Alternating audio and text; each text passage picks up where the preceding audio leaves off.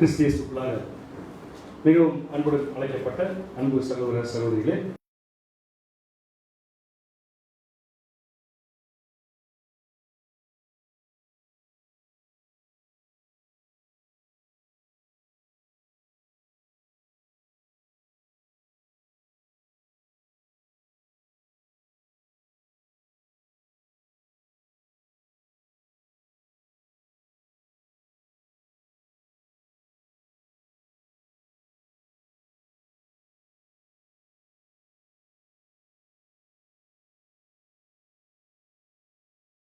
பதினான்காவது வாரத்தில் இருக்கோம். சகரியா புஸ்தகத்துல எந்த அதிகாரம் பார்த்துட்டு இருக்கோம்? 5ஆம் அதிகாரம் பார்த்தோம். 5ஆம் அதிகாரத்தில் செகண்ட் கிளாஸ் அப்படியே கொஞ்சம் கொஞ்சமா சவுண்ட் கம்மியாகுது. 14 கிராம் இருக்கிற சவுண்ட் 5, 2 வரைக்கும் வரமாட்டேங்குது. மறுபடியும் ஞாபகப்படுத்திக்கலாம். 5ஆம் அதிகாரத்துடைய செகண்ட் கிளாஸ். அது மட்டும் இல்ல 5ஆம் அதிகாரத்தின் கடைசி வகுப்பு கூட அப்படின்னு நம்ம எடுத்துக்கலாம். Okay right. சகரியா புஸ்தகத்துல 5ஆம் அதிகாரம் எங்க வருது அப்படின்னு பாத்தீங்கன்னா ஃபர்ஸ்ட் போர்ஷன்ல வருது. அந்த ஃபர்ஸ்ட் போர்ஷனுக்கு என்ன பேர் பாத்தீங்கன்னா இஸ்ரவேலின் எதிர்காலம். இப்போ எதுக்கு இஸ்ரவேல் ஜனங்களுக்கு இது தேவைப்படுதுன்னா, இந்த தீர்க்க தரிசனத்தை சகரியா சொல்லும் போது அங்க என்ன காலப்பகுதி இருக்குன்னு பாத்தீங்கன்னா, ஆலயம் கட்டுறதுக்கு அவங்களுக்கு ஒரு வாய்ப்பு கிடைக்குது. ஏன்னா இஸ்ரவேல் ஜனங்கள் பாபிலோனுக்கு சிறைப்பட்டு போய் திரும்பி வந்திருக்காங்க. திரும்பி வந்த ஜனங்கள் ஆலயத்தை கட்டுறதுக்கு தேவன் சான்ஸ் கொடுக்கும்போது, ஆலயத்தை கட்ட விடாம தடுக்கிறதுக்கு சாத்தான் ஒரு சான்ஸ் கொடுக்குறான். நிறைய எதிரிகள் வராங்க, அதுல இவங்க சோர்ந்து போறாங்க. அப்படி சோர்ந்து போகும்போது அவங்க உற்சாகப்படுத்துவதற்காக தேவன் கொடுத்த தீர்க்க தரிசனம் தான் சகரியா தீர்க்க தரிசன புஸ்தகம் அப்படின்னு நம்ம படிச்சிட்டோம் அறிமுகத்திலேயே. இப்போ நம்ம சகரியா தீர்க்க தரிசன புஸ்தகத்துல படிச்சுட்டு இருக்கிற 5ஆம் அதிகாரம் எந்த தலைப்பின் கீழ் வருதுன்னு பாத்தீங்கன்னா 8 இரவு தரிசனம். அதுல எத்தனை தரிசனம் நம்ம பார்த்து முடிச்சிட்டோம்? சகரியா எத்தனை பார்த்தா எங்களுக்கு தெரியாது, நாம எவ்வளவு பார்த்தா நமக்கு தெரியும். 5 பேர் சொல்லுங்க. அங்க பார்த்தா வராது. சிவப்பு கோரை மேல் ஏறிக்கும் புருஷன். பரவாயில்ல. அடுத்து நெக்ஸ்ட் 4 கொம்புகள் 4 தொழிலாளிகள். அடுத்து நெக்ஸ்ட் அளவு நூல் பிடித்திருக்கும் புருஷன். சரி, நானே போடுறேன். பிரதான ஆசாரியனாகிய யோசுவா. அடுத்தது குத்துவிளக்கும் ஒளிவ மரமும் அப்படின்னு பார்த்தோம். அப்புறம் பறந்து போதும் புஸ்தகம் தான் போன வாரம் நம்ம பார்த்தது. ஸோ இந்த வாரம் நம்ம பார்க்க போறது விமன் இன் பேஸ்கெட். அதாவது ஒரு ஸ்திரீ எதுக்குள்ள இருக்காங்க? மரக்காலுக்குள்ள இருக்கிற மாதிரி நம்ம படிச்சோம். அது என்னங்கிற விளக்கத்தை நம்ம இப்ப பார்க்க போறோம். அதுக்கு முன்னாடி இந்த 5ஆம் அதிகாரத்துல பறந்து போகும் புஸ்தக சொருள்னா என்னன்னு தெரியாம அடுத்தடுத்த பாயிண்ட்க்குள்ள போக முடியாது. அதனால மறுபடியும் எந்த பாயிண்ட் வந்துடலாம்னா, இந்த பறந்து போகும் புஸ்தக சொருள்னா என்ன, அது எதுக்காக கொடுக்கப்பட்டது அப்படின்னா, ஆலயம் கற்ற இஸ்ரேல் ஜனங்களுக்கு அஷூரன்ஸ் கொடுக்கறதுக்கும் அவங்களை என்கரேஜ் பண்றதுக்கும் அவங்களை ஆசீர்வதிக்கிறதுக்கும் தேவன் கொடுத்தார். சோ பறந்து போகும் புஸ்தக சொல்லை பற்றி நமக்கு தெரிந்த இன்ஃபர்மேஷன்ஸ் கூறுக. அதை போன வாரம் பார்த்தோம் சொல்லக்கூடாது. இன்ஃபர்மேஷன் சொல்லக்கூடாது. அளவு ஃபர்ஸ்ட் பாயிண்ட் அளவு தான். என்ன அளவு? 20 கியூபிட் 10 கியூபிட்ஸ். அது அப்படியே நம்ம மாத்தணும்னா அடிக்கு 30 அடிக்கு 15 அடி. சோ 30 அடிக்கு 15 அடி இருக்கிற ஒரு புஸ்தக சொல்லை தான் யார் பார்த்தது? சகரியா பார்த்தார். அந்த புஸ்தக சொல்லுக்கு அவரே விளக்கம் கொடுத்தாரா? இந்த புஸ்தக சொல் வேற ஒண்ணுமே கிடையாது. என்ன சொன்னாரு? பூமியின் மீது புறப்பட்டு வரப்போகிற சாபம் படிச்சோம். ஏற்கனவே நம்ம இதுக்கு ஒரு பேக்ரவுண்ட் பார்த்தோம். இந்த சம்பவம் சகரியா பார்க்கிறது பழைய ஏற்பாட்டிலே இருந்தாலும் இதனுடைய ஆவிக்குரிய அர்த்தம் எங்க நடக்கிறதுக்கு ஒப்புமையா இருக்குன்னு பார்த்தோம். கிறிஸ்துடைய ராஜ்யத்துல. அப்ப கிறிஸ்துடைய ராஜ்யத்துல சாபம் இருக்குமா? கட்டாயம் இருக்காது. அப்படின்னா இந்த சாபம் என்ற வார்த்தை தவறான மொழிபெயர்ப்பு பார்த்தோமா? சோ சாபங்கிற வார்த்தை இருக்கிறதுல என்ன வந்திருக்கணும்? ஆணை அப்படின்னு வந்திருக்கணும். சோ அதுக்கு நம்ம ஒரிஜினல் மேனுஸ்கிரிப்ட் வேர்ட் எடுத்தோம். கர்ஸ் அப்படின்னு ஆங்கிலத்தில் கொடுத்திருக்காங்க. கர்ஸ் அப்படிங்கிற வார்த்தையினுடைய கிரேக்க வார்த்தையினுடைய இங்கிலீஷ் மீனிங் எடுத்தோம்னா ஓத். சோ ஓத் அப்படின்னு சொல்லும்போது அது உறுதிமொழின்னு சொல்லலாம், ஆணை அப்படின்னு சொல்லலாம், கட்டளை அப்படின்னு சொல்லலாம். அப்படின்னா இந்த விஷயம் கட்டளை அப்படிங்கிற பேரை பைபிள்ல யார் கொடுத்ததுன்னு பாத்தீங்கன்னா தேவன் இஸ்ரவேல் ஜனங்களுக்கு கொடுத்தது. அப்படின்னா இந்த பறந்து போகும் புஸ்தகத்துங்கிறது ஒரு சாபம் கிடையாது, தேவனுடைய கட்டளை அப்படின்னு எடுத்துக்கலாம். இன்னும் சொல்ல போனா தேவன் மனுஷனோட செஞ்ச உடன்படிக்கை எடுத்துக்கலாம். இன்னும் கொஞ்சம் டீப்பா போய் சொல்ல போனா இது தேவனுடைய தெய்வீக சட்டம் அப்படின்னு கூட சொல்லலாம். இந்த சட்டம் எப்ப செயல்படுத்தப்பட போகுது அப்படின்னு பாத்தீங்கன்னா 1000 ஆண்டு அரசாட்சியில உலக ஜனங்கள் மத்தியில செயல்படுத்த போகிற ஒரு சட்டத்தை தான் சகரியா தீர்க்கதரிசி அங்க நிழலாக பார்த்தாரு. அந்த விஷயத்தை இப்ப நம்ம எங்க நடக்க போகுது பார்த்துட்டு இந்த புஸ்தக சொல்லுக்கு என்ன பேர் வச்சோம்னா இது தெய்வீக நீதி அல்லது தெய்வீக சட்டம். இந்த டிவைன் அப்படிங்கறது தெய்வீக அப்படிங்கிற வார்த்தை. இந்த தெய்வீகம் அப்படிங்கிற வார்த்தையை பறந்து போகும் புஸ்தக சொல்லுடைய அளவோடய நம்ம கம்பேர் பண்ணலாம். பறந்து போகும் புஸ்தக சொல்லுடைய அளவோட கம்பேர் பண்ணலாம். என்ன அளவு? 30க்கு 15. சோ 30க்கு 15ங்கிறது டிவைன் மெஷர்மெண்டா? ஆமா. எங்க இருக்குது? தேவன் எதுல டிவைன் வச்சிருக்காரோ அங்கெல்லாம் இந்த அளவு தான் இருக்கும். அதுக்கு உதாரணம் எங்க பார்த்தோம்? ஆசரிப்பு கூடாரத்துல. மறுபடியும் வசனம் வேணுமா இருக்கு? கழிச்சு குட்டிலாம் போட்டோம். சோ இப்போ வசனம் வேண்டிய அவசியம் இல்ல. ஆசரிப்பு கூடாரத்துல எந்த இடம்? 30 அடிக்கு 15 அடி. ஆசரிப்பு கூடாரத்தின் பரிசுத்த ஸ்தலம். சோ இது பரிசுத்தமான விஷயங்கிறத நம்ம கண்டுபிடிச்சிக்கலாம். அப்ப இந்த பரிசுத்தமான விஷயங்கள் வேற ஒண்ணுமே கிடையாது. இந்த பறந்து போகும் புஸ்தக சொல் வேற ஒண்ணும் கிடையாது. 1000 ஆண்டு அரசாட்சியில உலக ஜனங்களுக்கு தேவன் கொடுக்க போகும் சட்டம். அதே அளவை டிவைன் அளவுதாக கண்டுபிடிக்கிறதுக்கு இன்னொரு பழைய ஏற்பாட்டுல ஒரு நிழல் எடுப்போம். அது என்னது? சாலமோன் ராஜா கட்டின ஆலயம். சோ அந்த ஆலயத்துல ஆலயத்துடைய சைஸ் 30-15 கிடையாது. ஆலயத்துடைய முகப்பு போர்ச், அந்த போர்ச்சுடைய அளவு என்னன்னு பாத்தீங்கன்னா 30 அடிக்கு 15 அடி சொல்லி நம்ம தெளிவா பார்த்தோம். இந்த இடத்துடைய சிறப்பம்சம் என்ன? ஆசரிப்பு கூடாரத்துடைய பரிசுத்த ஸ்தலத்துடைய சிறப்பம்சம் அது பரிசுத்தமான இடம். ஞானஸ்தானம் எடுத்தவர்கள் போகக்கூடிய ஒரு நிலைமை. அதே சாலமோன் கட்டின ஆலயத்துல போர்ச் அந்த அளவிற்கு மேட்ச் ஆகுதுன்னா இந்த போர்ச் எதுக்காக யூஸ் பண்ணிட்டு இருந்தாங்க? நியாயப்பிரமாணத்தை பிரதான ஆசாரியர் வாசிக்கக்கூடிய இடம். அப்ப இந்த இடத்தோட எது சம்பந்தப்பட்டிருக்கு? நியாயப்பிரமாணம் சம்பந்தப்பட்டிருக்கு. அப்படின்னா இந்த அளவும் எதோட சம்பந்தப்பட்டதுன்னா நியாயப்பிரமாணத்தோட சம்பந்தப்பட்டது. அப்ப இந்த அளவுடைய புஸ்தக சொல் எதை குறிக்கும் கேட்டா என்ன சொல்லலாம்? தேவனுடைய தெய்வீக சட்டம். யாருக்கு கொடுக்கப்படக்கூடிய சட்டம்? எப்ப கொடுக்கப்படுற சட்டம்? எதுக்கு கொடுக்கப்படுற சட்டம்? எதுக்கு கொடுக்கப்படுற சட்டம்னா மனுஷனா மாத்துறது. சரியான பதில். மனுஷனா மாத்துறது. அப்படின்னா 1000 ஆண்டு அரசாட்சியில உயிர்த்தெழுந்து வரும் உலக ஜனங்கள் உயிர்த்தெழுந்து வரும்போது எப்படி இருக்க மாட்டாங்க? சுத்தமா இருக்க மாட்டாங்க. எப்படி இருப்பாங்க?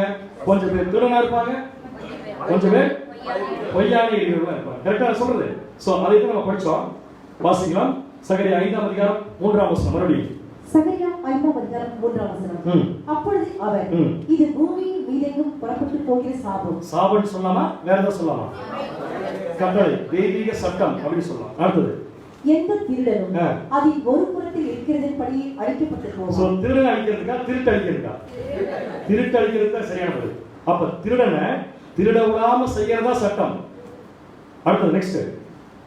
ஆணையிடுகிற எவனும் அதில் மறுபுறத்தில் இருக்கிறதன்படி அழிக்கப்பட்டு. சோ ஒரு புறத்துல ஒருத்தருக்கு நியாய தீர்ப்பு, இன்னொரு புறத்துல இன்னொருத்தருக்கு நியாய தீர்ப்பு. அது எந்த எதனுடைய புறம் அப்படின்னு கேட்டா பறந்து போகும் புஸ்தக சொல்லுடைய ஒரு புறம் இன்னொரு புறம். பறந்து போகும் புஸ்தக சொல் எதை குறிக்கும்?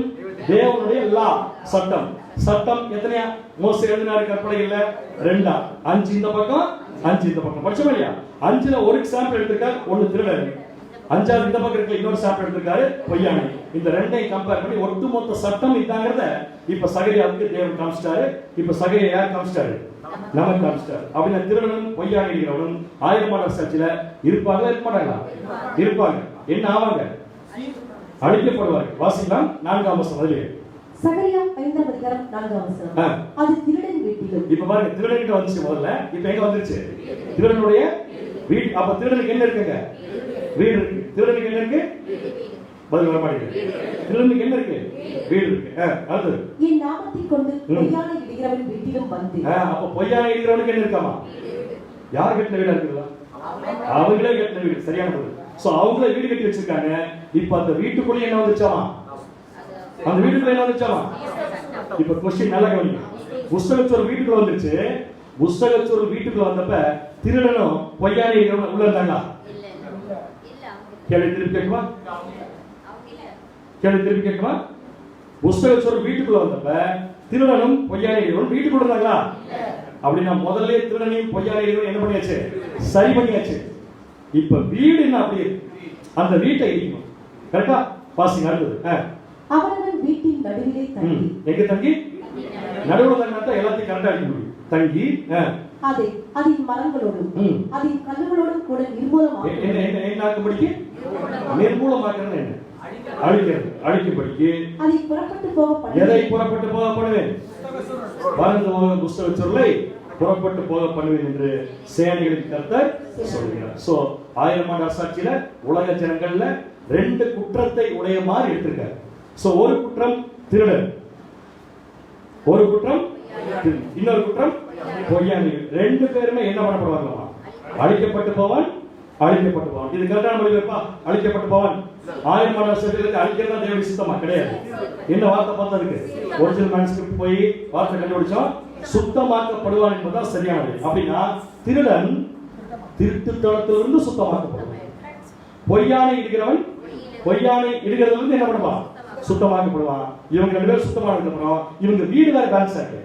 இவங்க 2 பேரும் கட்டின வீடு வீட்டுக்குள்ள இப்ப அவங்க இல்ல, ஏன்னா அவங்க திருந்தி வச்சுப்பேன். ஆனா இவங்க திருந்தினாலும் இவங்க கட்டின வீடு இருக்கு. என்ன வீடு? என்ன வீடு?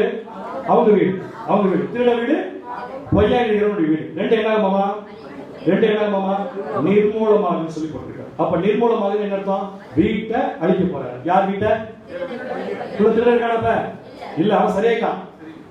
பொய்யானை இருக்கிறவங்க இருக்கானா? இல்ல, அவன் சரியாயிட்டான். ஆனா அவங்க கட்டி வச்ச வீடு இருக்கு. இந்த ஃபார்மாலிட்டி பழைய ஏற்பாட்டு காலத்துல லிட்டரலாவே தேவன் ஒரு சில வீடுகளை அழிச்சிருவார். யார் இந்த வீட்டை அழிப்பார்னா, குஷ்டரோகி இருந்த வீடு, குஷ்டரோகம் பிடித்த வீடு. இந்த 2மே முதலில் அழிக்கப்பட வேண்டும். இது லேவியருக்கான உடன்படிக்கை. இதுதான் சட்டம். இதைத்தான் நிழலா வச்சு ஒரு பொருளை காமிக்கிறார். வாசிங்க லேவியராகமம் 14 அதிகாரம் 45 46. லேவியராகமம் 14 அதிகாரம் 45 46 வசனங்கள். ஆகையால் வீடு முழுவதையும் இடித்து. வீடு முழுவதும் என்ன பண்ணுவீங்க? யார் வீட்டை? குஷ்டரோகியின் வீட்டை என்ன பண்ணுவீங்க? இடித்து அதன் கல்லுகளையும் மரங்களையும் அதன் சாந்து எல்லாவற்றையும் பட்டணத்துக்கு புறம்பே அசுத்தமான இடத்தில் கொண்டு போக வேண்டும். அங்க இருக்கிற எல்லாத்தையும் எங்க கொண்டு போயிருங்க? பட்டணத்துக்கு புறம்பே. எங்க கொண்டு போய் போட்டுறணும்? அசுத்தமான இடத்திலே கொண்டு போட்டுறணும். அடுத்தது வீடு அடைக்கப்பட்டிருக்கும் நாட்களில். என்னது? வீடு அடைக்கப்பட்டிருக்கும் நாட்களில் அதற்குள் பிரவேசிக்கிறவன் சாயங்காலம் மட்டும் தீட்டுப்பட்டிருப்பான். சோ யாருடைய வீடு? குஷ்டரோகம் புடிச்ச வீடுன்னு வச்சுக்கலாம். கரெக்டா? இந்த குஷ்டரோகம் புடிச்ச வீட்டை ஆஸ் பர் லா என்ன பண்ணும்? அழிச்சு முழுசாதான் கட்டணும். இப்ப இந்த குஷ்டரோகம் புடிச்சவனுடைய வீடு தான் 1000 ஆண்டு அரசாட்சியில திருடனுடைய வீடாகவும் பொய்யானை இடுகிறவனுடைய வீடாகவும் மாறி இருக்கு. இந்த இடத்துல குஷ்டரோகம் புடிச்சவன் கட்டின வீடுனா என்ன புரிஞ்சுக்கலாம்? அந்த வீட்லயும் குஷ்டரோகம் புடிச்சிருக்கு. அவனுக்கு என்னதான் குஷ்டரோகம் போனாலும் குஷ்டரோகம் எங்கேயும் இருக்கு, வீட்டுக்குள்ளேயும் இருக்கு. அப்ப எதை கிளியர் பண்ணணும்? அப்ப 1000 ஆண்டு அரசாட்சியில பொய்யானை இருக்கிறவனையும் திருடனையும் பறந்து போகும் புஸ்தக சொல் கரெக்ட் பண்ணா கூட, சரி பண்ணா கூட, சுத்தமாக்கினா கூட திருடனும் பொய்யானை இருக்கிறவனும் என்ன கட்டி வச்சிருப்பான்? வீடு கட்டி வச்சிருப்பான். அந்த வீட்டை என்ன பண்ணிருப்ப? அழிக்கணும். திருடனும் பொய்யானை இருக்கிறவனும் என்ன வீடு கட்டி வச்சிருப்பாங்க? அவங்களுடைய கிரியை, அவங்க செஞ்ச தவறான காரியங்கள், அவங்களால மற்றவர்கள் பாதிக்கப்பட்ட பாதிப்பு, இதெல்லாம் 1000 ஆண்டு அரசாட்சிக்குள்ள என்ன பண்ணக்கூடாது?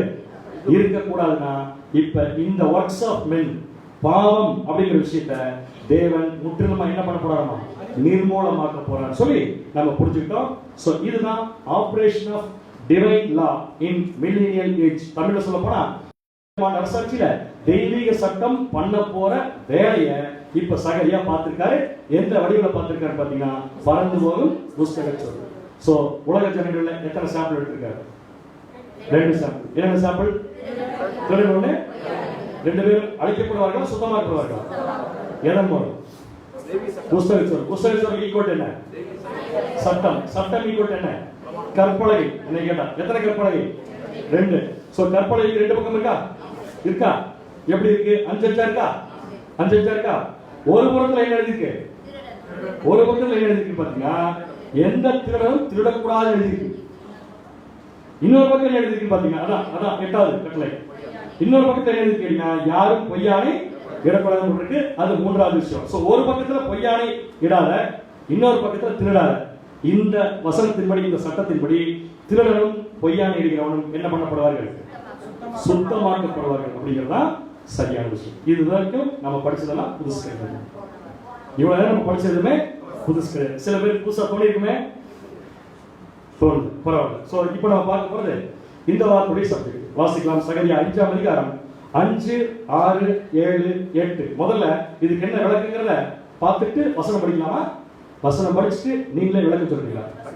வசனம் படிச்சு நீங்களே விளக்க சொல்றீங்க. ஹோம்வொர்க் பண்றதுக்கு ரைட் பார்க்கலாம். வாசிங்க. சகரியா 5ஆம் அதிகாரம் 5ஆம் வசனம். சகரியா 5ஆம் அதிகாரம் 5ஆம் வசனம் முதல். பின்பு என்னோடு பேசின தூதன் வெளியே வந்து என்னை நோக்கி, நீ உன் கண்களை ஏறெடுத்து புறப்பட்டு வருகிறது என்னவென்று பார் என்றார். இதே வேலை நீங்க ரெண்டு பேருக்கு. அந்த தூதனுக்கு இதே வேலை, சகரியாவுக்கு இதே வேலை. என்ன வேலை? ஏதோ ஒண்ணு பார்க்கிறது. அப்புறம் என்னன்னு கேட்கறது. உடனே இவர் சொல்ற எனக்கு தெரியாதுங்கிறது. உடனே இவர் விளக்குறது. இதே பழப்பா போச்சு. ஏன்னா 1000 ஆண்டு அரசாட்சியுடைய ரகசியங்கள் எதுக்கு இருக்கு? இந்த புத்தகத்தில் இந்த சாப்டர்ல இருக்கு. இந்த சாப்டர்ல மட்டும் இல்ல, என்டையர் சகரியா புத்தகத்துக்குள்ள இருக்கு. இதை படிக்கணும்னா அங்க யாரோ ஒருத்தர் கேட்டாதானே பதில் சொல்ல முடியும். அங்க ஒருத்தர் பதில் சொன்னா தான் நமக்கு இன்ஃபர்மேஷன் கிடைக்கும். நமக்கு இன்ஃபர்மேஷன் கிடைச்சா தானே நம்ம ராஜ்யத்துடைய ராஜாங்க விஷயங்களை தெரிஞ்சுக்க முடியும். அந்த விஷயத்தை படிச்சுக்கிறோம். சோ வாசிங்க. கண்களை ஏறெடுத்து புறப்பட்டு வருகிறது என்னவென்று பார் என்றேன். அடுத்தது அது என்னவென்று கேட்டேன். அது என்னவென்று கேட்டேன். எதை என்னவென்று கேட்டேன்? என்ன புறப்பட்டு வருதோ அது என்னவென்று கேட்டேன். அதற்கு அவர், அது புறப்பட்டு வருகிறதாகி ஒரு மரக்கால் என்றார். என்ன வருது? ஒரு மரக்கால். புறப்பட்டு வருகிறதாகி ஒரு மரக்கால் வருகிறது என்றார். பின்னும் அவர், பூமி எங்கும் இதுதான் அவர்களுடைய கண்ணோக்கம் என்றார். கண்ணோக்கம், கண் நோக்கம். ஏய் தாட்ஸ் அப்படி சொல்றீங்க. சரி பார்க்கலாம், பின்னாடி பார்க்கலாம். அடுத்து நெக்ஸ்ட். இது ஒரு தாளந்து நிறையான ஈய மூடி தூக்கி வர. என்ன மூடி? ஈயம்னா என்ன மீட்டர்ல வர. அடுத்து நெக்ஸ்ட். போனவாரமே சொன்னேன். சரி வாசி. மரக்காலின் நடுவே ஒரு ஸ்திரீ உட்கார்ந்திருந்தாள். இங்கதான் ஒரு ஆச்சரியமான காட்சி ஆரம்பிக்குது. மரக்கால் இருந்துச்சுல, மரக்கால். அந்த மரக்காலுக்குள்ள யார் உட்கார்ந்திருக்காங்களாமா? ஒரு ஆண் இல்ல, யார் உட்கார்ந்திருக்கா? ஒரு ஸ்திரீ உட்கார்ந்திருக்காங்க. அப்பொழுது அவர், இவள் அக்கிரமக்காரி என்று சொல்லி. உட்கார்ந்திருக்கிற ஸ்திரீ யார்? உட்கார்ந்திருக்கிற ஸ்திரீ யாரு? அக்கிரமக்காரி. அப்ப அக்கிரமக்காரிக்கு என்னமோ நடக்க போகுது. அக்கிரமக்காரிக்கு என்னமோ, பயப்படாதீங்க, ஒண்ணு சொல்ல போகுது. அக்கிரமக்காரிக்கு என்னமோ நடக்க போகுது. எங்க? 1000 ஆண்டு அரசாட்சி. அடுத்தது அவளை மரக்காலுக்குள்ளே தள்ளி. இப்ப நம்ம எதுக்கு தள்ளிட்டாங்க? மரக்கால். எந்த மரக்கால்? புரட்ட வச்ச பறந்தா வச்சு புரட்ட வச்சியா? அந்த மரக்காலுக்குள்ள யாரை உட்கார வச்சாச்சு? இப்ப ஸ்திரீயை உட்கார வச்சாச்சு. ஈய கட்டியை அதில் வாயிலே போட்டார். சோ ஒரு ஈய கட்டி எடுத்து எங்க போட்டாங்க? மரக்காலுடைய, ஸ்திரீயுடைய வாயில கிடையாது, யாருடைய வாயில? மரக்காலுடைய வாயிலே போட்டார்கள். சரிங்களா? இதுக்கு தலைப்பு சொல்லுங்க. இந்த இந்த இந்த தீர்க்கதரிசனத்துக்குள்ள என்ன விஷயம் இருக்கிறதுக்கு வாய்ப்பு இருக்கு? எங்க வீட்டு பக்கத்துல ஒரு அக்கிரமக்காரி இருக்கா. அவளுக்கு என்ன நடக்க போதோ அது இந்த அக்கிரமக்காரி நடக்க போது. கண்டிப்பா கிடையாது. அப்ப யார்? 1000 ஆண்டு அரசாட்சியில கரெக்ட் பக்கத்துல வாங்கிங்க. 1000 ஆண்டு அரசாட்சியில சரியானது. எதை அக்கிரமத்தை, அவ்வளவுதான். அக்கிரமத்தை எப்படி க்ளோஸ் பண்ண போறா அப்படிங்கறத பாயிண்ட். ஓகே, சோ இங்கிலீஷ்ல பார்த்தா what happens to the dominion of evil. ஈவில்னா தீமை. தீமையுடைய ராஜ்யத்துக்கு என்ன ஆகும்? ஏன்னா இன்னைக்கு உலகத்துல எது பயங்கரமா கலவிரிச்சு ஆரம்பிச்சிருக்கு? தீமை. அந்த தீமை 1000 ஆண்டு அரசாட்சியில அடக்கப்படுகிறதா இல்லையா அப்படிங்கிறதா இந்த இடத்துல இந்த விஷயத்துல காமிக்கிறார். சரி, நான் உங்ககிட்ட ஒரு கேள்வி கேட்கிறேன். சின், தீமை, பாவம், வேற ஏதாவது இருந்தா சொல்லுங்க. டிரான்ஸ்லேஷன். சின் என்ற வார்த்தைக்கு வேற ஏதாவது மீனிங் என்ன சொல்லுங்க? நான் சொல்லக்கூடாது. பாவம், அநியாயம், குற்றம், அநீதி, அப்பா, தேவனுக்கு விரோதமான செயல்கள். அருமையான விளக்கங்கள் எல்லாமே. இதெல்லாம் ஒட்டு மொத்தமா அழிஞ்சு போகுமா அல்லது மறுபடியும் வருமா? ஒரு கேள்வி கேட்கிறேன். Does it remain possibly to rise again and pollute the cleansed earth? இப்பதான் திருடனும் பொய்யாளியோ என்ன இருக்கான்? சுத்தமாயிருக்கான்ல. அவங்க வீட்டை அழிச்சாச்சா? அவங்க வீடு எதை குறிக்கும்? அவன் செஞ்ச பாவம். அவனை அழிச்சாச்சு, அவனை சுத்தமாக்கியாச்சு, அவன் செஞ்ச பாவத்தை அழிச்சாச்சு.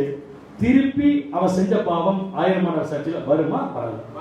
வரும்? வராது. நான் எப்படி கேட்கிறேன் அதுக்கு ஏற்ற மாதிரி மாடலேஷன்ல பதில் சொல்றேன். வராது. அது கொஞ்ச காலத்துல கொஞ்ச கால கான்செப்ட் மறந்துருங்க.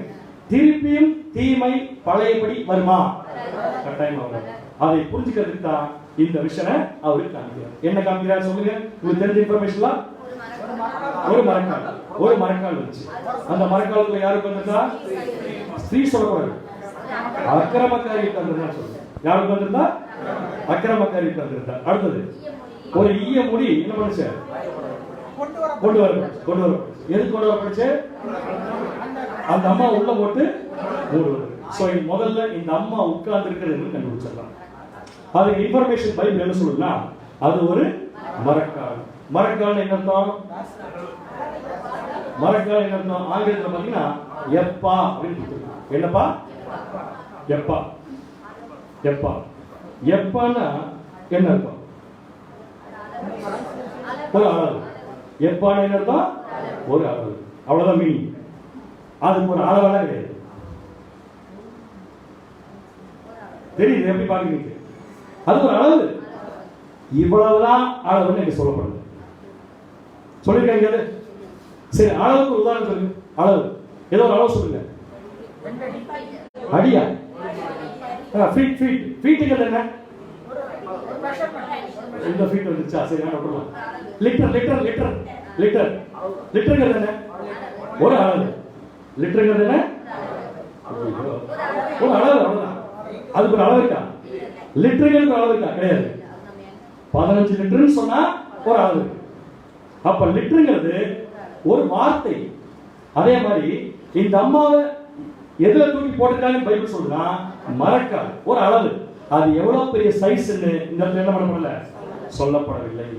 நிறைய பேருக்கு சைஸ் சொல்றது வழக்கம். ஏன்னு கேட்டா ஒரு எப்பா ஈக்குவல் டு எவ்வளவுங்கிறதுக்கு ஹீப்ரூ லாங்குவேஜ்ல விளக்கம் இருக்கு. ஆனா இந்த இடத்துல ஒரு மரக்கால், ஒன் அப்படிங்கிற வார்த்தை கிடையாது. நல்லா புரிஞ்சுக்கோங்க. வந்தது மரக்கால், அவ்வளவுதான். அந்த மரக்கால்ங்கிறது ஒரு பர்டிகுலர் அளவை குறிக்காது.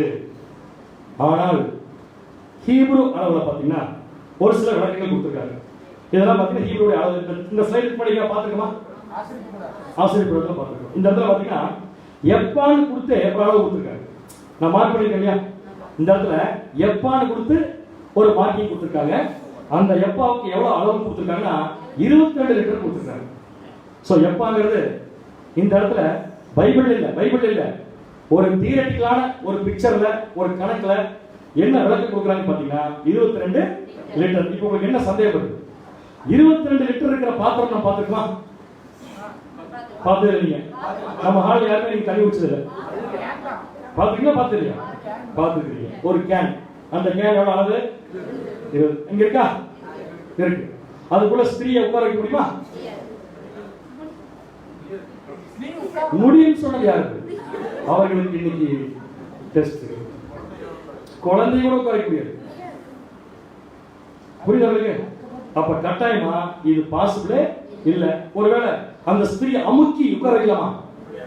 அமுக்கி உட்கார வைக்கிறதுக்குள்ள அக்கிரமக்காரி சேர்த்து போயிருக்கு. அப்படின்னா எப்பாங்கிறது என்ன அப்படின்னு கண்டுபிடிக்கலாமா? ஒரு வசனம் உங்களுக்கு தரேன், வாசிங்க. மீகா. பழைய ஏற்பாட்டுல இந்த வார்த்தை நிறைய இடத்துல வந்திருக்கு. அங்கிருந்து சாம்பிள் எடுக்கலாம். மீகா 6ஆம் அதிகாரம் 10ஆம் வசனம். மீகா 6ஆம் அதிகாரம் 10ஆம் வசனம். துன்மார்க்கனுடைய வீட்டிலே துன்மார்க்கத்தினால் சம்பாதித்த பொக்கிஷங்களும் அருவருக்கப்படத்தக்க குறைந்த மரக்காலும் இன்னும் இருக்கிறது அல்லவோ? என்ன மரக்கால்? குறைந்த மரக்கால் என்ன சொல்லுங்க?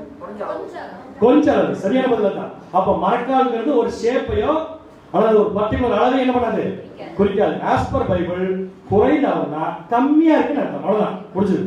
அப்படின்னா மரக்கால் அப்படிங்கிறது 22 லிட்டர் 30 லிட்டர் கணக்கில் என்ன பண்ண முடியாது, போடுவதற்குரிய வாய்ப்பே இல்ல. ஆனா இந்த சாப்டர்ல வந்த மரக்கால், வந்த அந்த பாஸ்கெட் என்ன சைஸ் இருக்குன்னு கண்டுபிடிக்கிறதுக்கு நமக்கு க்ளூ இருக்கு. என்ன க்ளூ? ஈயமுடி. அடுத்த க்ளூ, முதல் க்ளூ இருக்கு.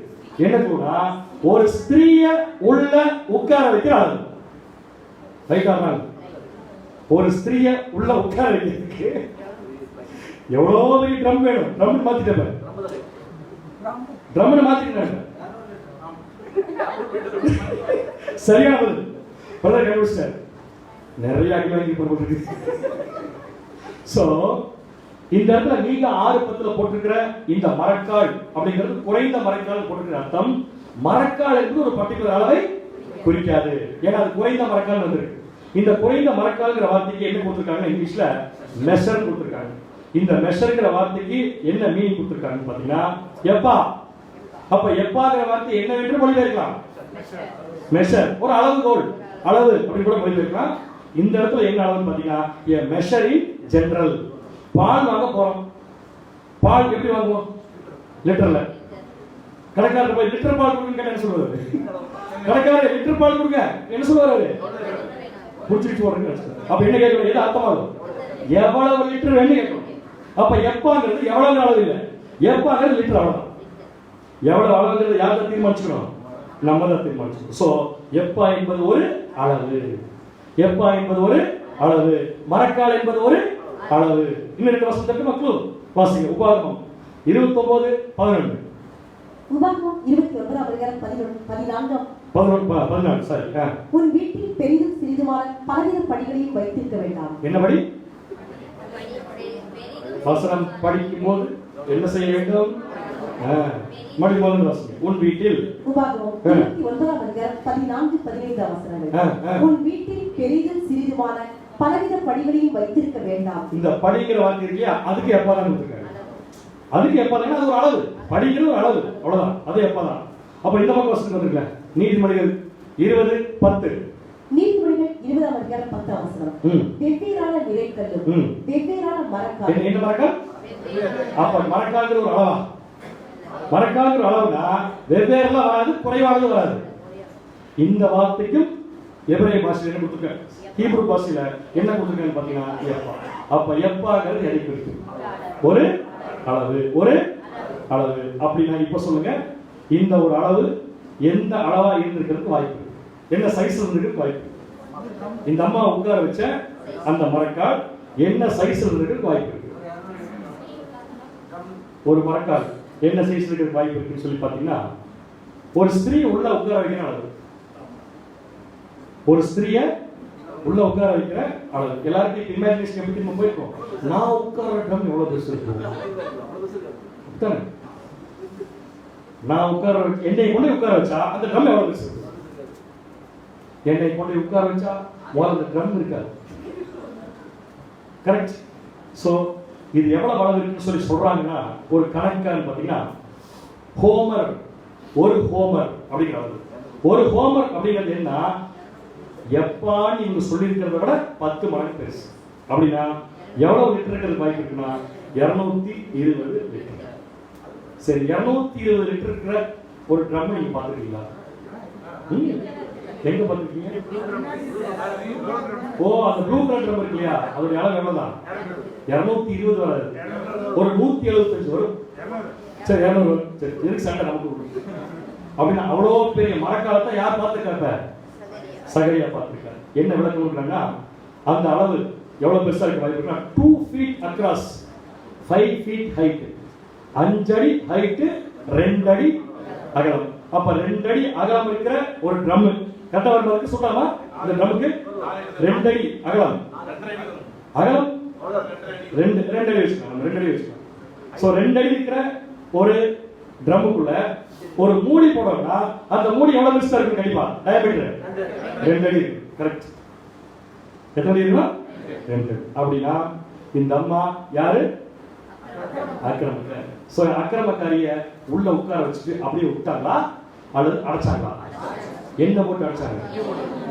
மரக்காலுக்குள்ளே அவளை தள்ளி, முதல்ல மரக்காலுக்குள்ள என்ன பண்ண? அவளை தள்ளி ஈய கட்டியை கட்டி கட்டி கட்டி கட்டி நான் ஒண்ணு மூடி சொல்லலாம், மாத்திரம் போடு.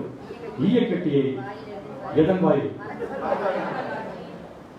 இங்கிலீஷ்ல வச்சுக்கா லெட் அப்படின்னு கொடுத்துருக்காங்க. லெட்டை தான் தமிழ் என்ன கொடுத்துருக்காங்க? இஎம் கொடுத்துருக்காங்க. சோ இஎம்னா என்ன மெட்டீரியல்? பதில் வர மாட்டேங்குது. 3 வாரமா சொல்லிருக்கீங்க இந்த வாரம் சேர்த்து.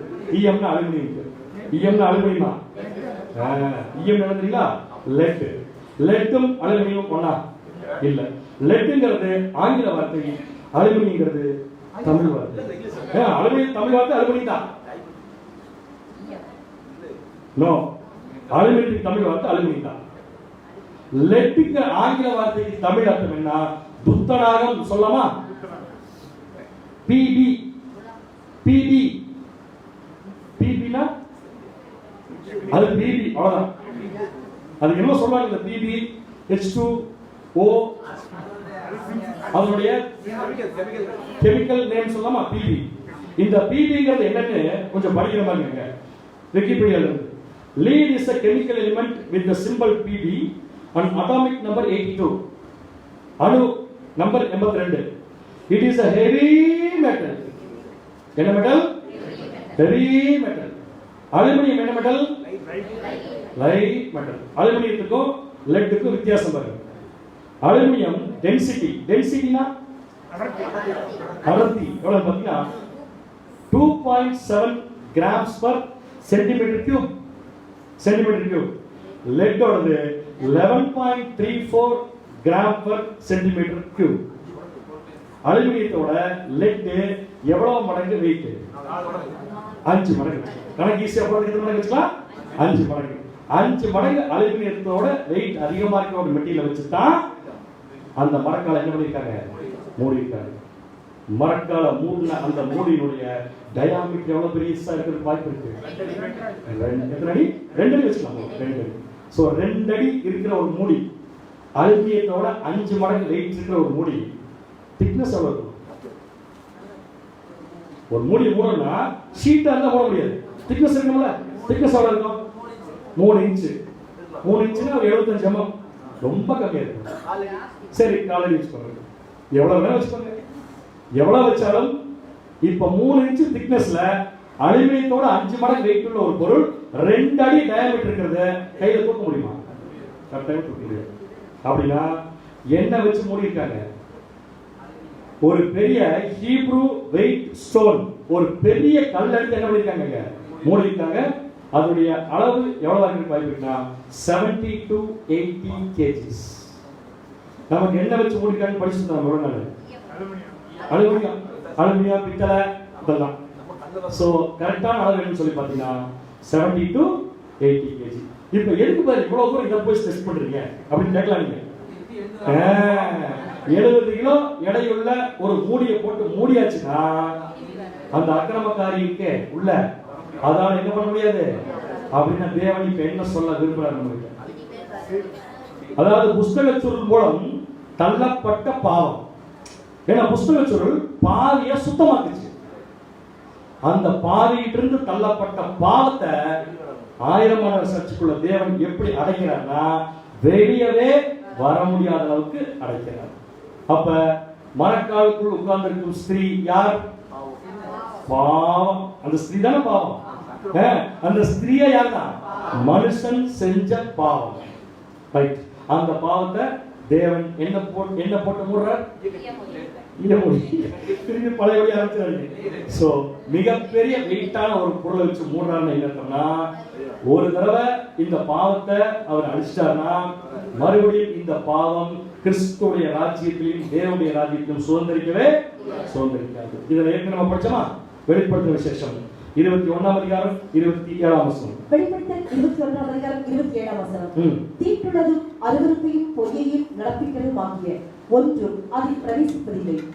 ஆட்டுக்குட்டியானவரின் ஜீவ புஸ்தகத்தில் எழுதப்பட்டவர்கள் மாத்திரம் அதில் பிரவேசிப்பார்கள்.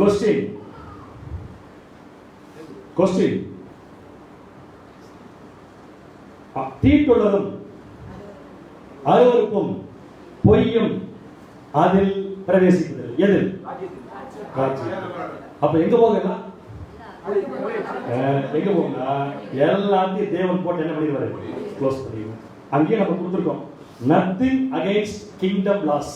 அதாவது ராஜ்யத்துடைய சட்டத்திற்கு புறம்பா இருக்கிற எந்த விஷயமும் அதுக்குள்ள வருவதற்கு வாய்ப்பே இல்லை. அப்ப தீட்டு, அருவருப்பு, பொய் இதுக்கெல்லாம் என்ன பேர் வைக்கலாம்? பாவம். பாவத்தை சகரியாக்க போய் கேட்ட என்ன பேர் வைப்பாரு? ஆக்கிரமக்காரி பேர் வைப்பாரு. கரெக்டா? சோ 1000 ஆண்டு அரசாட்சியின் சட்டங்களுக்கு புறம்பானவை வராது. என்ன போட்டு க்ளோஸ் பண்ணிட்டாரு. கீழ்ப்படியாமை வராது, அவமரியாதை வராது, போலித்தனமான அன்பு, போலித்தனமான வாழ்க்கை அங்க இருக்கவே இருக்காது. அப்ப ராஜ்யத்துல தேவன் பாவம் செஞ்சவனை சுத்தமாக்குறதுக்கு சட்டம் கொடுக்கிறார். அவன் செஞ்ச பாவத்தையும் அழிக்கிறாரு. அந்த பாவம் திருப்பி வராமல் இருக்கிறதுக்கு மூடி வைக்கிறார். யாராலையும் திறக்க முடியாத ஒரு மூடி போட்டு மூடி வைக்கிறார். இதைத்தான் ஏசாயா சொல்றாரு. ஏசாயா 60 அதிகாரம் 18 19. ஏசாயா 60 அதிகாரம் 18 19 வசனங்கள். இனி கொடுமை உன் தேசத்தில் எங்க போச்சு? கொடுமை மூடியாச்சு. என்ன அழிவும் நாசமும் உன் எல்லைகளிலும் கேட்கப்பட மாட்டாது. ஏன் கேட்காது?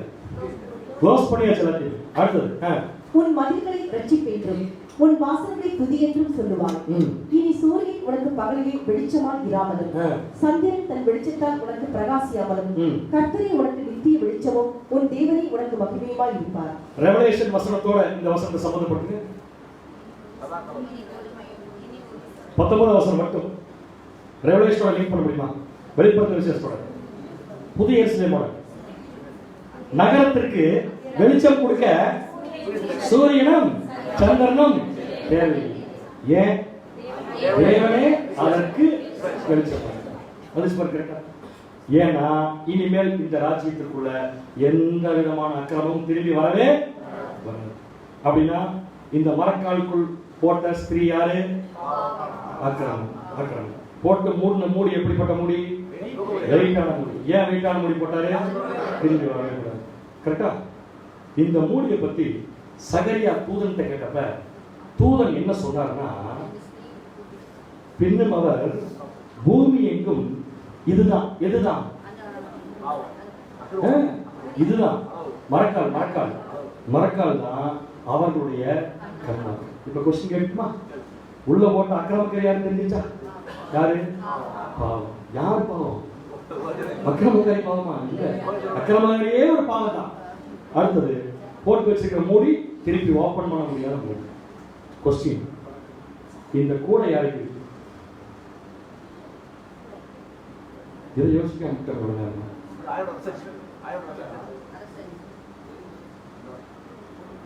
சரி, அது அடுத்த வாரம் பார்க்கலாம். க்ளூ மேலர்கள் பின்னும் அவர் பூமி எங்கும் இதுதான் அவர்களுடைய கண்ணோக்கு. கண்ணோக்குங்கிற வார்த்தை புரிஞ்சிருக்காரு எனக்கு. ஆட்டோமேட்டிக்கா எங்க போயிடலாம். நமக்கு புரியறதுக்காகவே ஒரு விளக்கம் இருக்கும் கண்டிப்பா. எங்க ஏதோ ஒரு டிரான்ஸ்லேஷன்ல திருவடி வாசிங்க. அது என்ன? அது என்ன? இப்படி கேட்டா அவ்வளவு ஈஸியா இருக்கு. என்று நான் திருப்பி கேட்க வெளிவரும் ஒரு மரக்கால் என்றார். வெளிவரும் ஒரு மரக்கால் என்றார். அடுத்தது தொடர்ந்து அவர் இதுதான் நில உலகெங்கும் பரவியிருக்கும் அவர்களின் தீச்செயல் என முடிந்தார். சோ இந்த மரக்கால் என்ற கூடை வச்சுக்கலாமா? ட்ரம்ல வச்சுக்கலாமா? இது எதை குறிக்கும்? தீச்செயல். தீச்செயல்ல உள்ள உட்கார்ந்திருக்க அக்கிரமத்தை. அப்ப இந்த கூடை என்னவா இருக்கும்? எதுக்குள்ள போட்டு மூடி மறைச்சு வச்சிருக்காரோ அதுதான் கூடை. அதான் ட்ரம். அப்ப ட்ரம் என்னவா தான் கண்டிப்பா கம்ப்ளீட் வேர்ல்டா தான். அப்ப என்ன பண்ணா இந்த உலகத்துக்குள்ளதான் என்ன இருந்துச்சு? பாவம் இருந்துச்சு. ஆனா பாவம் உலகத்துக்குள்ள ஒரு காலகட்டம் வரைக்கும் மூடப்படாம இருந்துச்சு. இப்ப என்ன ஆயிட்டாரு? மூடிட்டாரு. இனிமேல் உலகத்துக்குள்ள பாவம் வெளியே வர முடியாது. சோ ஒரு விஷயம் முடிஞ்சது. எந்த விஷயம் முடிஞ்சது? மரக்கால் முடிஞ்சது. விளக்க முடியுமா உங்களால? மறுபடி வாசிக்கலாமா? வாசிங்க. சகரியா 5 அதிகாரம் 5 வசனம். சகரியா 5 அதிகாரம் 5 வசனம். பின்பு என்னோடு பேசின தூதன் வெளியே வந்து என்னை நோக்கி உன் கண்களை ஏறெடுத்து புறப்பட்டு வருகிறது என்னவென்று பார் என்றார். நீங்க சொல்லுங்க, என்ன பார்த்தாரு? ஒரு மரக்கால். அது என்னது மரக்கால்? ஒரு அளவு. எவ்வளவு அளவு? ஒரு ஸ்திரீயை உள்ள உட்கார வைக்கிறத. அந்த ஸ்திரீ யாரு? அக்கிரமக்காரி. என்ன மூடி போட்டு மூடி வச்சாங்க? எவ்வளவு வெயிட் இருக்கும்? ஏன் 70 கிலோ? திருப்பி வரவே கூடாது. எங்க நடக்கிற சம்பவம் இது? அப்படின்னா இந்த மரக்காலை போட்டு இந்த பாவத்தை என்ன பண்ணி வச்சு மூடி வச்சு எங்க கொண்டு வைக்கிறது? எங்க கொண்டு வைக்கிறது? உங்க வீட்டுல வச்சுக்கீங்களா? எங்க வீட்டு நாளுக்கு போட்டு எங்க வைக்கிறது? அதை வைக்கிறதுக்கு 2 பேர் வராங்க. வாசி. சகரியா 5 அதிகாரம் 9, 10, 11. சகரியா 5 அதிகாரம் 9 வசனம் முதல். அப்பொழுது நான் என் கண்களை ஏறெடுத்து இதோ புறப்பட்டு வருகிற 2 ஸ்திரீகளை கண்டேன். எத்தனை ஸ்திரீ? இதுக்கு முன்னாடி பார்த்தது அது யாரு ஸ்திரீ? இவங்க யாரு ஸ்திரீ? கெட்ட ஸ்திரீ அவங்க. எடுத்து போய் வைக்கிறவங்க கண்டிப்பா என்ன ஸ்திரீயா இருக்கணும்? நல்ல ஸ்திரீயா தான் இருக்கணும். அடுத்தது அவர்களுக்கு எனக்கு ஒரு டவுட் வந்துச்சு, அது கடைசியா கேட்கணும் உங்களுக்கு. அவர்களுக்கு நாரையின் செட்டைகளுக்கு ஒத்த செட்டைகள் இருந்தது. அவங்க யாருக்கு கண்டுபிடிக்கிறதுக்கு க்ளூ, அவங்களுக்கு செட்டை இருந்துச்சு. அவங்களுக்கு என்ன இருந்துச்சு? செட்டை. செட்டை என்ன மாதிரி இருந்துச்சு? நாரைகளின் செட்டைகளுக்கு ஒத்த செட்டைகள் அப்படின்னு இவங்களுக்கும் நாரைக்கும் ஏதோ சம்பந்தம் இருக்கு. ஏன்னா நாரையுடைய செட்டை இவங்களுக்கு என்ன பண்ணப்பட்டிருக்கு? ஒட்ட வைக்கப்பட்டிருக்கு. அடுத்தது அவர்கள் செட்டைகளில் காற்று இருந்தது. அந்த செட்டைகள் எங்க இருந்துச்சாமா? அப்ப எதுக்காவது காத்து வேணும் என்ன பண்ணிக்கலாம்? அது எடுத்துக்கலாம். சரி, அடுத்து நெக்ஸ்ட். இவர்கள் மரக்காலை பூமிக்கும் வானத்திற்கும் நடுவாய் தூக்கிக் கொண்டு போனார்கள். நடுவே தூக்கி போறாங்க. ஏன்? ஏன்னா அது பூமியிலையும் டச் ஆகக்கூடாது, வானத்திலையும் டச் ஆகக்கூடாது. அந்த அளவுக்கு அக்கிரமம். சோ பூமிக்கும் வானத்திற்கும் நடுவே தூக்கி கொண்டு போகிறார்கள். அடுத்தது நான் என்னோடு பேசின தூதரை நோக்கி இவர்கள் மரக்காலை எங்கே கொண்டு போகிறார்கள் என்று கேட்டேன். சும்மாவே இருக்கிறது, அதான் போகுது இல்லை, உடனே போக வேண்டியதான். அடுத்து என்ன கேள்வி? அது எங்க போகுது? அடுத்தது அதற்கு அவர் சினையா தேசத்திலே அவருக்கு ஒரு வீட்டை கட்ட. அப்ப அதுக்குள்ள ஒரு வீடு இருக்காமா, அந்த வீட்டை கட்ட போறாங்களாமா. அது ஒரு இடம், வீடுனா ஒரு இடம், வீடுனா ஒரு இடம் அப்படி இருக்கலாமா? ஒரு இடம் இருக்கு, அந்த இடத்துல அது வீட்டை கட்டும்படிக்கு அது என்ன பண்றாங்க? கொண்டு போகிறார்கள். அங்கே அது ஸ்தாபிக்கப்பட்டது. எங்க? இதுக்கு ஒரு வீடு இருக்குல்ல, அந்த வீட்லயே அது இருந்துக்கும், ஸ்தாபிக்கப்பட்டு அங்கேயே இருக்கும், இருந்துட்டு தன் நிலையிலே வைக்கப்படும். இப்ப இந்த விஷன் மூணாவது காட்சியை பத்தி, மூணாவது காட்சி இல்ல, இரண்டாவது காட்சியோட கண்டினியூஷன் அவ்வளவுதான். இந்த காட்சியில எத்தனை ஸ்திரீகள் வந்தாங்க? 2 ஸ்திரீகள் வந்தாங்க. அவங்களுக்கு என்ன இருந்துச்சு? நாரைகளுக்கு ஒத்த செட்டைகள். செட்டைகள் என்ன இருந்துச்சு? காத்து இருந்துச்சு. அடுத்து என்ன பண்ணாங்க? வானத்துக்கு பூமி குடிச்சாங்க. வானத்திற்கும் பூமிக்கும் நடுவிலே இந்த இந்த அக்கிரமக்காரி உள்ள போட்டு அடைச்சிருக்கிற அந்த மரக்காலை தூக்கி கொண்டு போகிறார்கள். சரி, அவளை சும்மா இருக்க முடியல, பார்த்துட்டு கேட்கிறாரு எங்க கொண்டு போறாங்க. உடனே என்ன சொல்றாரு? எங்க கொண்டு போகுது? சினியாண்டஸ்ல ஒரு வீடு கட்டி அங்கேயே வச்சிடலாம் அப்படிங்கிறதுக்காக கொண்டு போகப்படுன்னு சொல்லிட்டாரு. சோ எங்க இருந்து ஆரம்பிக்கலாம் இதோட விளக்கத்தை? முதல்ல இது எங்க கொண்டு போகப்படுது? சினையா தேசம். உடனே இவர் கேட்கிறாரு மரக்காலை எங்கே கொண்டு போகிறார்கள்? அவர் சொல்றாரு ஒரு வீட்டை சினையா தேசத்துல கட்டுப்படி கொண்டு போறாங்க. எதை கொண்டு போறாங்க? மரக்காலை கொண்டு இருங்க பாவம். சோ முதல்ல இந்த ஸ்திரீகள் யாரும் கண்டுபிடிக்காம எங்க கொண்டு வைக்கிறார்கள் கண்டுபிடிக்க முடியாது. யார் இந்த ஸ்திரீகள்? கண்டுபிடிக்கிறது கிடையாது. 2 அடையாளம் இவங்களுக்கு. செட்டை இருக்கு, செட்டை இருந்தாலும் பறக்க முடியும், பறக்க முடியும். செட்டை என்ன செட்டமா இருந்துச்சு? கழுவிக்கு செட்டை இருக்கு, காக்காய்க்கு செட்டை இருக்கு, குருவிக்கு செட்டை இருக்கு. ஆனா பர்டிகுலரா இந்த இடத்துல இந்த ஸ்திரீகளுக்கு என்ன செட்டை இருந்தா சொல்லப்படுது? நாரைகளுக்கு ஒத்த செட்டை. அப்ப நாரைகளை பத்தி படிச்சாதான் இவங்க யாரும் கண்டுபிடிக்கல. ஆஸ் பர் லா, லேவியர்களுக்கு கொடுக்கப்பட்ட சட்டத்தின்படி நாரை என்பது சுத்தமான விலங்கா அசுத்தமான விலங்கா? அப்ப தேவன் அசுத்தமான விலங்கை பத்தி பேசுறாரு. அதாவது ஸ்திரீகள் கெட்ட ஸ்திரீயா இருக்குமோ? நியாயமான கேள்வி தானே இது. இது கெட்ட ஸ்திரீயா? இப்ப ரைட். இப்ப கேள்வி மாதிரி வேற மாதிரி கேட்கிறேன். நியாயப்பிரமாணத்துல நாரைங்கிறது அன்கிளீன் அனிமல். எதுக்கு? சாப்பிடுறதுக்கு, தூக்கிட்டு போறதுக்கு இல்ல. இந்த மாதிரி மிஸ் அண்டர்ஸ்டாண்ட் பண்ணவே மாட்டோம். நாரைகள் ஒவ்வொரு விலங்கை பத்தி தேவன் சுத்தம் வஸ்து சொல்றது என்ன அடிப்படையினா அவங்க அதை சாப்பிடணும், இதை சாப்பிடக்கூடாது. இங்க சாப்பிடுறதுக்காக தேவன் சொல்லியிருக்காரு இல்ல. அப்படின்னா இந்த இடத்துல நாரைகள் சொன்னது சுத்தமான விலங்கா அசுத்தமான விலங்கான்னு பார்க்கறதுக்காக அல்ல. நாரைகளுக்கும் இந்த ஸ்திரீகளுக்கும் ஏதோ சம்பந்தம் இருக்கு. நாரை பார்த்துருக்கீங்களா? நீங்க பார்த்துருக்கீங்க, எனக்கு நல்லா தெரியுது. சரி, இப்படித்தான் இதுக்குள்ள இன்டர்நெட் எடுத்து போட்டாச்சு. இந்த நாரைகளை பத்தி படிச்ச பயங்கர இன்ட்ரெஸ்டிங்கான விஷயம் இருக்கு. இஸ்ரேல் ஜனங்கள் வாழ்க்கையோட இது அதிகமா சம்பந்தப்பட்டிருக்கு. இதை இங்கிலீஷ்ல முடிஞ்ச வரைக்கும் வாசிச்சு அப்படியே தமிழ்ல சொல்றேன். Bible name of this bird means gentleness and affection or affection. இந்த நாரைங்கிற வார்த்தைக்கு அர்த்தமே என்ன பாத்தீங்கன்னா gentleness, affection. gentlenessனா gentleness விட்டுறலாம், அதனால பார்க்கறாங்க. affectionனா affection பிரியம். அப்ப இந்த பறவை பயங்கர பிரியமான ஒரு பறவை. எந்த அளவுக்கு பிரியமான பறவை பார்த்தா very well deserves such a name. It is a very kind indeed to its young ones. தன் குஞ்சுகிட்ட இது காண்பிக்கிற அன்பை வேற எந்த பறவையும் தன் குஞ்சுகிட்ட காண்பிக்க முடியாது. இந்த ஹேபிட் இந்த பறவைக்கு இருக்கு. எந்த அளவுக்கு தன்னுடைய குஞ்சுகிட்ட அன்பு காண்பிக்கும் அப்படின்னு சொல்லி பார்த்தீங்கன்னா, அதுக்கு என்ன சாப்பிட வேணுமோ அதை எடுத்து வரும், இது இல்லாட்டி சாப்பிடாது. இது ஒரு பெரிய விஷயம் கிடையாது நமக்கு. எல்லா அப்பா அம்மா பண்றது தானே. நமக்கு சாப்பிடுறதாட்டியும் யாரும் பண்றதில்லை. நல்லா தெரியாது மட்டும் நம்முடைய குழந்தைகளா சாப்பிடும் சொல்லி சொல்றது ஒரு பெரிய விஷயம். ஆனா அடுத்த பாயிண்ட் எழுதியிருக்காங்க, இந்த நாரையுடைய குஞ்சுக்கு ஒரு பர்டிகுலர் ஸ்டேஜ் வரைக்கும் நகர கூட முடியாது.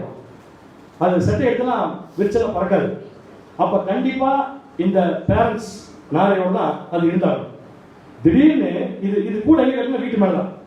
வீட்டு மேலதான் கூடு கட்டுவோம்.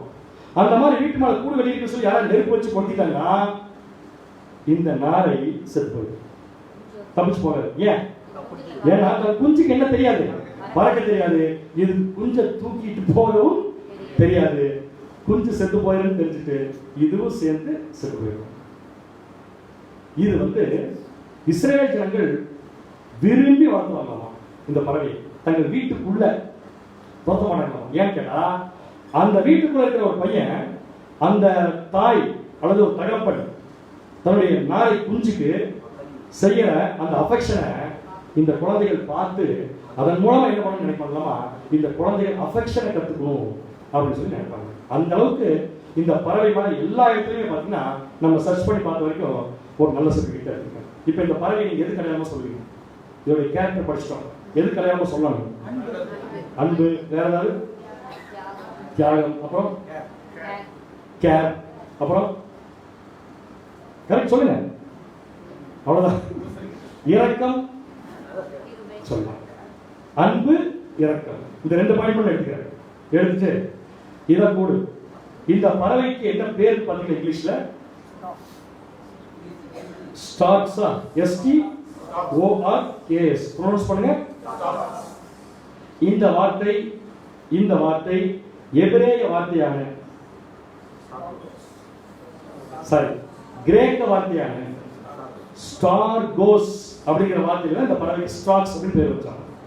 இந்த ஸ்டார்கோஸ் அப்படிங்கிற வார்த்தை இருக்கு இல்லையா, அந்த வார்த்தைக்கு ஒரிஜினல் மீனிங் என்னன்னு சொல்லி பார்த்தீங்கன்னா, ரோமர் 1:30 பார்த்தீங்கன்னா, without understanding, covenant breakers, without natural affection. Without natural affection. தமிழ்ல சொல்லுங்க. affectionனா பிரியம், நேச்சுரல்னா வித்தவுட்னா இயற்கையான பிரியமே கிடையாது. இது எந்த வார்த்தையினுடைய ஆங்கில வார்த்தைனா அஸ்ட்ராகோஸ். இப்ப நம்ம படிச்ச வார்த்தை என்ன வார்த்தை? ஸ்ட்ராகோஸ். ஸ்ட்ராகோஸ் அப்படிங்கிற வார்த்தையோட ஆப்போசிட் தான் அஸ்ட்ராகோஸ். இப்ப அஸ்ட்ராகோஸ் என்ன மீனிங்? without affection. அப்ப ஸ்ட்ராகோஸ் என்ன மீனிங்? with affection. அப்ப with affection பேர் இருந்தா இந்த பறவைக்கு இங்கிலீஷ்ல பேரே வச்சிருக்காங்க. with affection அப்படிங்கிற வார்த்தை இருந்தா பைபிள்ல இந்த பறவைக்கு பேரே வச்சிருக்காங்க. அந்த பேர் பாத்தீங்கன்னா ஸ்ட்ராகோஸ். புரியுதா? அந்த ஸ்ட்ராகோஸ்ங்கிற வார்த்தையில வந்தது என்ன பாத்தீங்கன்னா ஸ்டார்க்ஸ். என்ன சொல்லலாம்? ஸ்டார்க்ஸ் அப்படிங்கிற வார்த்தை. சோ ஸ்டார்க்ஸ் அப்படின்னு என்ன அர்த்தம்னா நாரை அப்படிங்கிறது. ஓகே, சோ இந்த ஸ்திரீகள் அப்ப யாரா இருக்கும்? திடீர்னு இப்படி காட்டிங்கன்னு சொல்றது. இவ்வளவு நேரம் நாரையை பத்தி படிச்சுட்டு இப்ப திடீர்னு யாரையோ போட்டு இது யாருங்க நான் எப்படி பதில் சொல்றது? சரியான பதில். இந்த ரெண்டு ஸ்திரீகளும் வேற யாரும் இல்ல, இரக்கம், அன்பு. எப்படி அவருடைய பவர் பாயிண்ட் உங்களுக்கு தெரியும்? எனக்கு தெரியல. இரக்கம், அன்பு. அடுத்த கேள்வி, யாருடைய இரக்கம், யாருடைய அன்பு? தேவனுடைய இரக்கம், தேவனுடைய அன்பு. கிறிஸ்துவுடைய அரசாட்சி என்ன பண்ணுதுன்னா பாவத்தை தூக்கி கொண்டு போய் எங்க போடுது? சரியா பேசு. கரெக்டா சொல்றது. உலக ஜனங்கள் மேல தேவன் என்ன வச்சிருக்காரு? அன்பு. என்ன வச்சிருக்காரு? இரக்கம். இந்த ரெண்டும் தேவன் வச்சிருக்கிறதுனால ஒட்டுமொத்த ஜனங்கள் கிட்ட இருந்து பாவத்தை பிரிச்செடுத்து அந்த பாவத்தை அடைக்கப்பட்ட பாவத்தை கூட தேவன் எங்க கொண்டு போய் போட்டுறாரு பாத்தீங்கன்னா சனியார தேசத்துல போட்டுறாரு. அது மட்டும் இல்ல, இந்த செட்டைகள் என்ன இருந்துச்சு? காத்து இருந்துச்சு. என்ன இருந்துச்சு? காத்து இருந்துச்சு. காற்று இருந்துச்சு. இந்த ஸ்திரீகள் யாரு? அன்பு இரக்கம். இந்த சட்டைகளுக்கு என்ன இருந்துச்சு? இது எதுக்கு இருக்கு? எல்லா பறவைடைய சட்டைகளும் காத்து இருக்குமா? காத்தை கிழிச்சு பார்க்கறது சட்டையை. அப்ப சட்டைகள்ல காத்து இருக்குன்னு என்ன அர்த்தம்? இந்த காத்துங்கிற வார்த்தையை மட்டும் தனியாக எடுக்கலாமா? எடுத்து வழக்கம் போல போயிடலாமா? காத்து அப்படிங்கிறது என்ன வார்த்தை கொடுத்துருக்காங்க? விண்டு. பார்க்கலாம் எத்தனை பேர் பேசிக் சப்ஜெக்ட் ஸ்ட்ராங்கா பேர் கண்டுபிடிச்சாங்க. விண்டு. விண்டுங்கிற வார்த்தையுடைய ஹீப்ரு வேர்ட் என்ன? ருவாங்கிற வார்த்தையை எந்த சப்ஜெக்ட்ல படிப்பாங்க? பேசிக் சப்ஜெக்ட் ஸ்ட்ராங்கஸ்ட் பாருங்க. திரியோட முடியும். திரித்துவம். திரித்துவத்துல எந்த சப்ஜெக்ட்ல எடுப்போம்? பரிசுத்த ஆவி. பரிசுத்த ஆவிங்கிறதுக்குரிய வார்த்தை தான் ருவாக். இப்ப ருவாங்கிற வார்த்தைய எந்தெந்த வசனத்துல எத்தனை முறை எப்படி மொழிபெயர்த்திருக்காங்க ஒரு சார்ட் போடுவோமா? அந்த சார்ட்ல ஒரு வசனம் இருக்கு. இந்த வசனத்துல ருவாங்கிற வார்த்தைய என்ன மொழிபெயர்த்திருக்காங்க? விண்ட். தமிழ் என்ன மொழிபெயர்த்திருக்காங்க? அப்படின்னா இது காத்து விண்டு எடுத்துக்க வேண்டிய அவசியம் இல்லை. என்ன எடுத்துக்கலாம்? பரிசுத்த. அப்படின்னா தேவனுடைய இரக்கம் அன்பு ரெண்டுமே பரிசுத்த ஆவியினால் பலமூட்டப்பட்டு பாவத்தை கொண்டு எங்க போட்டதுன்னு பாத்தீங்கன்னா சினையார் தேசம். the power of holy spirit அப்படிங்கறத கட்டணும். அதுதான் பாவத்தை கொண்டு போய் எங்க போடுதுன்னு பாத்தீங்கன்னா சினையார் தேசத்துல போட்டுருக்கு. சினையார் தேசத்துக்கு கொண்டு போய் பாவத்தை போடுறாங்க. ஓ அருமையான விளக்கம். பாவம் உருவானதே அங்கதாங்க. முதல்ல சினையார் தேசம் எப்படி உருவாச்சு? பாபிலோன். பாபிலோன்ங்கிற பேர் பின்னாடி வந்துச்சு. முதல்ல வச்சிருந்த பேரு சினையார் தேசம் தான். சினையார் தேசம் கட்டினாங்க. அங்க என்ன கட்டினாங்க? பாபில் கட்டினாங்க. பாபில் கோபுரம் எதுக்கு கட்டினாங்க? தேவனுக்கு கீழ்ப்படிந்து இருப்பது என்பதை எப்படி என்பதை கண்டுபிடிப்பதற்காக கட்டினாங்க. நல்லா புரிஞ்சுக்கணும். பாபில் கோபுரம் எதுக்கு கட்டினாங்க? தேவனிடத்தில் எப்படி கீழ்ப்படிந்து இருப்பது என்பதை கண்டுபிடிப்பதற்காக கட்டினாங்க. இல்ல தேவனை மதிக்காம கட்டினது. ஏன் கட்டினாங்க பாபில் கோபுரம்? அடுத்த முறை ஜலப்பிரளயம் வந்தால் தேவனே ஜலத்தை கொண்டு வந்தாலும் எங்களை யாரும் அழிக்க முடியாது. நாங்க வேற போயிருக்கோம். அப்படின்னா மனுஷன் என்ன முடிவு பண்ணிட்டான்? நான் திருப்பியும் பாவம் செய்வேன் அப்படின்னு சொல்றதா சரியா பேசு. அதான் பாபில். இங்க என்ன இருக்காது? கண்டிப்பா தேவன் இருக்க மாட்டாரு. அதுக்கு பதிலாக எக்கச்சக்கமான விக்கிரகங்கள் இருக்கும். இந்த இடத்துல எக்கச்சக்கமான ஆக்கிரமம். இந்த இடத்துலதான் 1000 ஆண்டு அரசாட்சியில ஒட்டுமொத்த பாவத்தையும் தேவனுடைய அன்பும் இறக்கும் பரிசுத்த ஆவியின் மூலம் பவர் பண்ணப்பட்டு கொண்டு போய் பாவத்தை தூக்கி வீசப்படுகிறது. அப்படின்னா 1000 ஆண்டு அரசாட்சி முடிஞ்சதுக்கு அப்புறம் பாவத்தை எங்க கொண்டு போய் தூக்கி வீச போறாங்களோ அந்த இடத்துக்கு தான் சினையார் தேசம் என்று பெயர். சொல்லுங்க. ரெவலேஷன் அப்படியே வரணும் மனசுக்குள்ள இருக்க. பாவத்தை ஒரு வீடு இருக்கு. அந்த வீட்டுல அப்படியே போட்டுருவாங்க. அந்த வீட்டுக்கு சகரி வச்சிருக்கிற பேர் என்ன? சினையார் தேசம். சினையார் தேசம் யார் இருக்க மாட்டாங்க? தேவன் இருக்க மாட்டாங்க. அது போல என்ன இருக்கும்? அக்கிரமமும் வேண்டாத விஷயங்களும் எக்கச்சக்கமா இருக்கும். அது ஒரு வீடு. அந்த வீட்டுக்கு கொண்டு போட்டாங்கன்னா அதுல இருந்து பாவம் என்னாக இருக்க வெளியே. சோ கரெக்டான பதில் 2ஆம் மரணம் அப்படிங்கிறத சினையார் தேசம். புரியுது உங்களுக்கு? மனுஷன் தேவனுக்கு விரோதமா பாவம் செய்ய ஆரம்பிச்ச உடனே முதல் வந்தது மரணம். அந்த மரணம் மனுஷனுக்கு வந்தா கூட அவனை மதிச்சு தேவன் மறுபடியும் இயேசு கிறிஸ்துவின் ஈடுபடி மூலம் சான்ஸ் கொடுக்கிறாரு. அந்த சான்ஸை வாங்கிட்டும் ஒருத்தர் திருடாம போனான்னா அவனுக்கு ஒரு வீடு இருக்கு. அந்த வீடு தான் 2ஆம் மரணம். அப்ப 2ஆம் மரணத்துல என்ன கொண்டு போடுவாங்க? வாசிக்கு வெளிப்படுத்த விசேஷம் 20ஆம் அதிகாரம் 14ஆம் வசனம். வெளிப்படுத்தல் 20ஆம் அதிகாரம் 14ஆம் வசனம்.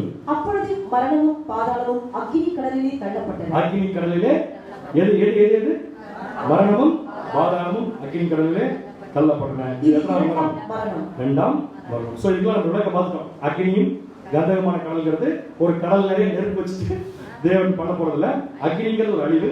கடல் அப்படிங்கிறது மூழ்கிறது. கடல்ல போட்டா ஒரு விஷயம் அதை விட்டு என்ன வெளியே வராது. ஏற்கனவே பாவத்தை எதுக்குள்ள போட்டு வச்சிட்டாரு? மரக்காலத்துல போட்டு போட்டாச்சு. இனிமேல் வெளியே வராது. பூட்டின மரக்காலை கொண்டு எங்க போட்டாச்சுப்ப? 2ஆம் மரணத்துல போட்டாச்சு. இனிமேல் இந்த விஷயம் கிறிஸ்துவுடைய ராஜ்யத்துக்குள்ள வருவதற்கு வாய்ப்பே இல்ல.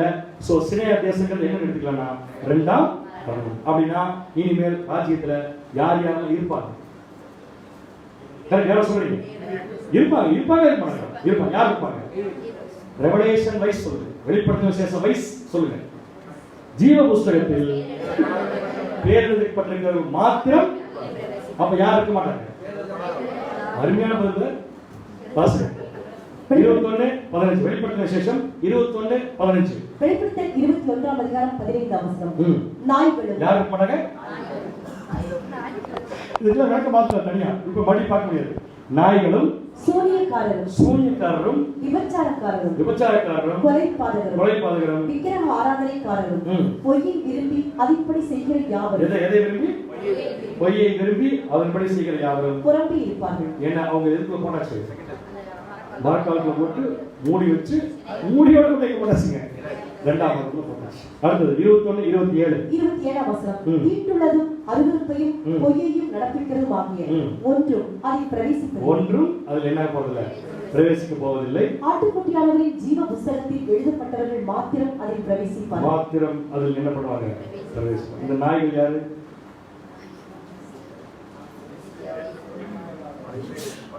படிச்சது. சூனியக்காரர் யாரு? மற்றவங்கள சூனியக்காரர். விபச்சாரக்காரர் யாரு? சட்டத்துக்கு கீழ்ப்படியாதவங்க. கொலைபாதகர் யாரு? ஆலோசனை செய்யறாங்க. விக்கிரகாராதனை தேவனை முக்கியப்படுத்த முடியாதவங்க. பொய்யை விரும்பி அதன்படி செய்கிற யாவரும் ராஜ்யத்திற்கு புறம்பே எங்கே இருப்பார்கள்? 2ஆம் மரணத்தில் ஒட்டுமொத்தமா தேவன் எல்லாத்தையும் இருப்பார். கேட்டா? சோ இப்ப சகரியா பார்த்ததை யார் பார்த்தாச்சு? எத்தனை விஷயம் பார்த்து முடிச்சாச்சு? 6. இல்ல இது 6 தான். இந்த செகண்ட் விஷயம் ஒண்ணுதான். அதாவது மரக்காலத்துல ஸ்திரியை போட்டு அடைச்சு வாயில கட்டி போட்டதும் அதை அப்படியே தூக்கி போனதும் ஒரே விஷயம் தான். ஓகே. சோ 6 விஷயம் முடிச்சாப்ப 7 முடிச்சா சரி, ஏதோ ஒன்று 7 முடிச்சுக்கிறீங்க. பார்க்கலாம். கடைசியா நம்ம என்ன முடிக்க போறோம்னா நீதிவாசமாயிருக்கும் புதிய வானம் புதிய பூமி மட்டும் அங்க இருக்கும். அவ்வளவுதான். அடுத்த பாயிண்ட். அடுத்த வாரம் என்ன பார்க்க போறோம்னா ஹோம்வொர்க். சகரியா 8ஆம் அதிகாரம், சகரியா 6ஆம் அதிகாரத்துல என்ன பார்க்க போறோம்? சகரியாவின் 4 பதங்கள் படிச்சு நம்ம வீட்டுல ஃபுல்லா. சோ ஓகே, அடுத்த வாரம் மீண்டும் நாம் சந்திக்கலாம். தேவன் தாமே இந்த மனிதரின் ஆசீர்வதித்து அதை சித்தப்படி வழிநடத்துவார்கள். ஆமாம்.